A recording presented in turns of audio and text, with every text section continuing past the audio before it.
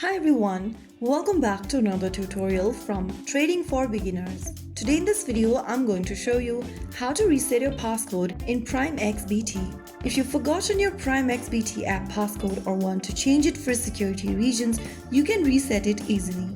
Open up Prime XBT app on your Android or iOS device. Once you're inside the home page, go ahead and tap on the profile icon at the top. Now from the profile section, go ahead and click on Security.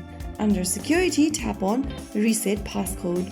Now, enter your current passcode in the text box. Set a new passcode you want to change to. Confirm the new passcode once again, and you'll then be able to change or reset your passcode right away. In order to reset your passcode like this, you must already be logged into your Prime XBT app. If you're logged out of your app and you don't know how to log in, since you've forgotten your passcode, then we'll come across with another video. If you want to learn that, comment down in the comment box below. I'll be back again in the next episode. Stay tuned till then.